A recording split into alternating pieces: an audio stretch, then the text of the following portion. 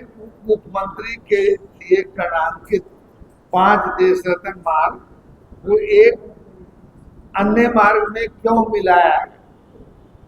तो इनका हमको स्पष्टीकरण देना चाहिए कि साहब हमारा जनता दरबार में लाखों लोग आते हैं, उनको रहने का, खाने का, फलना का हम इंतजाम करते हैं, इसलिए हमने बड़ा कर दिया।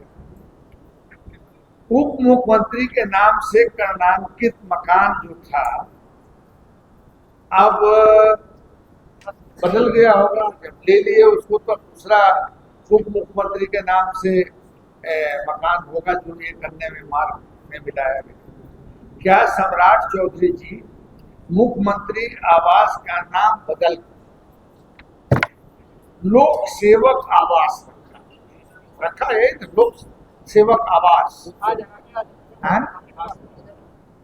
तो लोक सेवक का संदेश आप जनता में क्या दे रहे हैं? यही दे रहे हैं, कर्पूरी जी वाला दे रहे हैं। कर्पूरी जी का आचरण व्यवहार आप आत्मसात कर रहे हैं।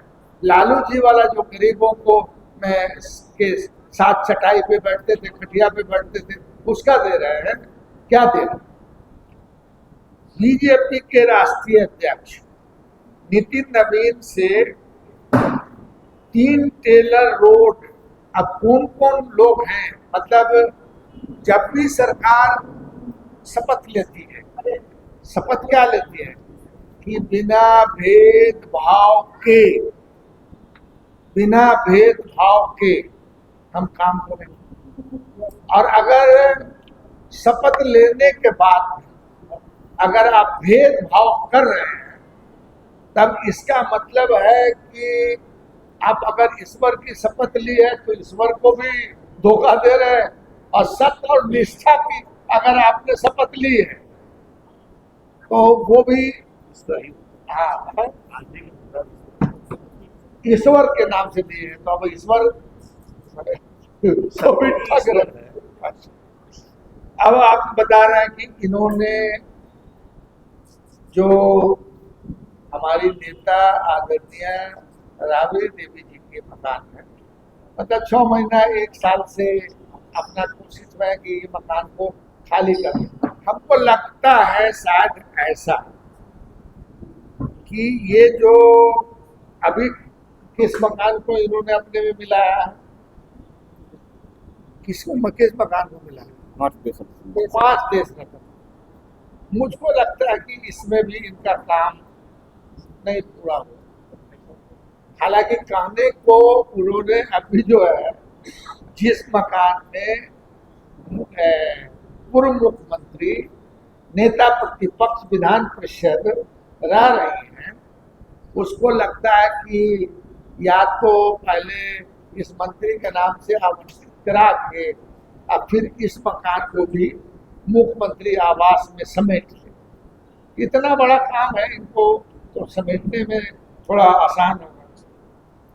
अब किन किन लोगों का मकान अभी तक इन्होंने कोई ना नोटिस दिया ना खाली करवाया है, तो हमने पहले ही कहा कि सरकार की दृष्टि समदृष्टि होनी चाहिए, चाहे सत्ता पक्ष हो या विपक्ष हो, आम जनता हो या लाट से, उसके लिए बराबर का होना चाहिए।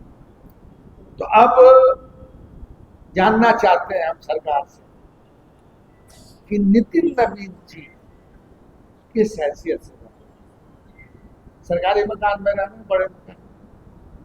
दूसरा, तरैया के विधायक जनक सिंह, वो मंत्री का आवास 28/10 हार्डिंग रोड आवंटित है, उसमें वो रह रहे हैं, किस है? विधायक ज्ञानू जी किस हैसियत से रह रहे हैं? देवेश चंद्र ठाकुर, ये तो एमपी हो गए, वहां भी मकान मिला होगा। यहाँ भी जो है ये मकान था टेलर रोड का लगा था, उस मकान वो देवेश चंद्र जी के साथ है। पूर्व मंत्री राजू सिंह 11/13 मैंगल अगर इन लोगों को नोटिस दिया है तो आप लोग पूछिएगा, उसकी कॉपी मांगिएगा और बड़ी कृपा होगी कि हमको भी उपलब्ध कराइएगा आप लोग। उसके बाद करणजीत सिंह विधायक हार्डिंग रोड आवास में किस हैसियत से? Manorama Devi 20/B Harding road में किस हैसियत से? पूर्व मंत्री कृष्ण कुमार मंटू 17 हार्डिंग रोड में किस हैसियत से? दीपक कुमार रिटायर्ड IAS हैं, तब वो कहेंगे कि प्रधान सचिव बन गए हैं तो हो सकता है उनको आवंटित रिन्यूअल करा दिया गया, मगर बड़ा मकान है वो भी उनको सफाई देना चाहिए कि किस हैसियत से वो रह गए। सांसद संजय झा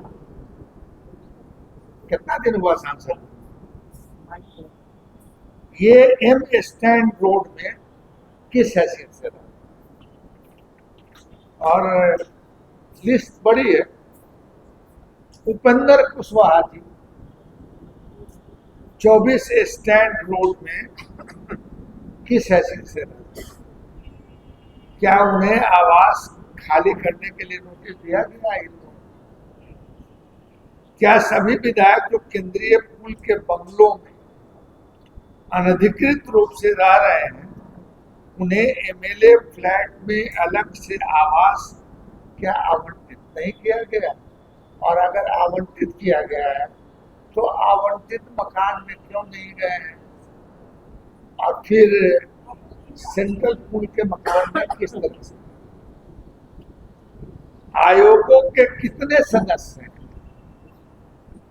जिनको सरकारी आवास दिया गया? JDU के IT सेल और उसके मुखिया किस हैसियत से सरकारी आवास में रह रहे हैं? मंत्री नंद किशोर राम को इसी सरकार ने 11 मई को 11 हार्डिंग रोड आवास आवंटित किया। उसी मंत्री को दोबारा 27 मई को 10 सर्कुलर रोड आवास आवंटित किया गया। क्या यह इस विवाद में डालने के लिए एक दलित मंत्री को जानबूझकर जो आवंटित मकान था, जो आवंटन हो गया, उसके बाद फिर ये जो 10 सर्कुलर रोड क्यों आवंटित किया गया, क्या वजह है? तो सरकार को ट्रांसपेरेंट काम करना है।